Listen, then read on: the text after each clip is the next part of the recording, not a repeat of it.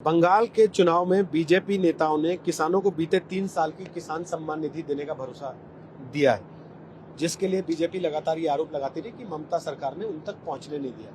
क्या बंगाल का किसान बीजेपी के साथ है? बंगाल का किसान बीजेपी के साथ है? यदि बंगाल का किसान बीजेपी के साथ न होता तो बीजेपी के पक्ष में ऐसा माहौल बंगाल में कैसे दिखाई देगा?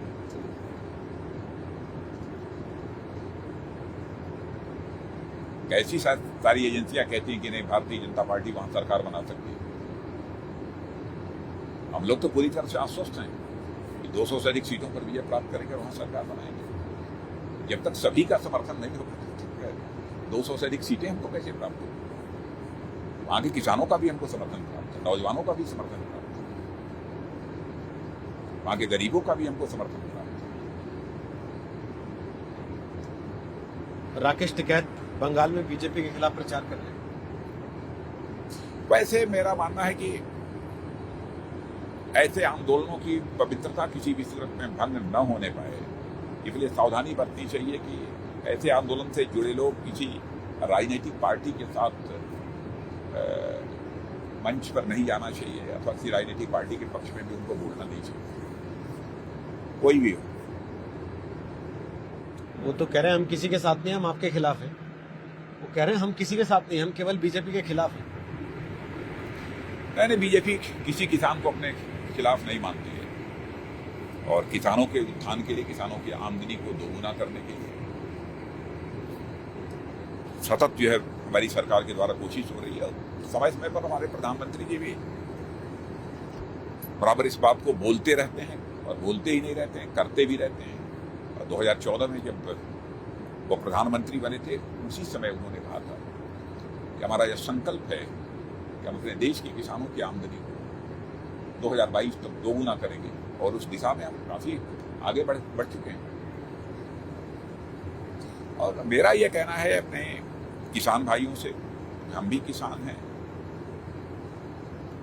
यदि कोई समस्या है तो मिल बैठ कर उसका समाधान निकाला जा सकता है। और आज भी सरकार बातचीत करने के लिए तैयार है। जहां तक बात हो चुकी है उसके आगे कुछ और प्रस्ताव लेकर हमारे ये किसान भाई आते हैं तो उनके साथ बातचीत करने को सरकार तैयार है।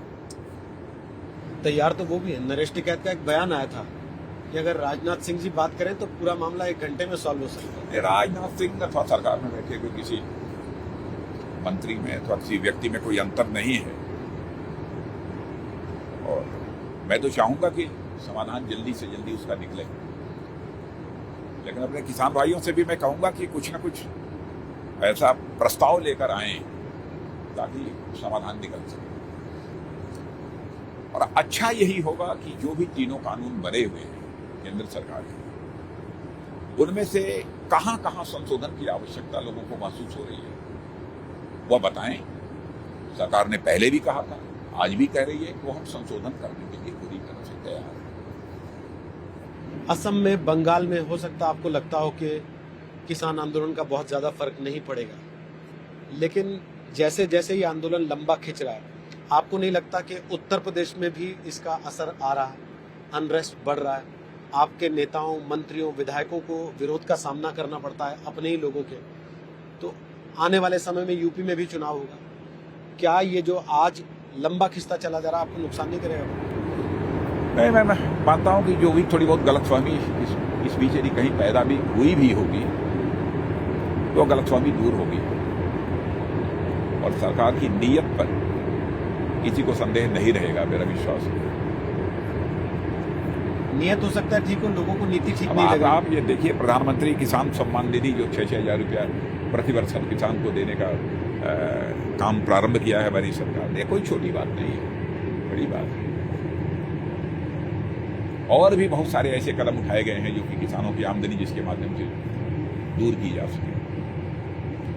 और डबल क्या, हम तो चाहते हैं कि इससे भी अधिक आमदनी हमारे किसानों की, और सरकार बराबर उसी के लिए प्रयत्न कर रही है। यदि किसी के पास कोई सुझाव है कि किसानों की आमदनी बढ़ाने के लिए और भी यह कदम सरकार को उठाने चाहिए तो सुझाव लेकर आए, सरकार से बातचीत करें। समस्या का समाधान बातचीत से ही होगा।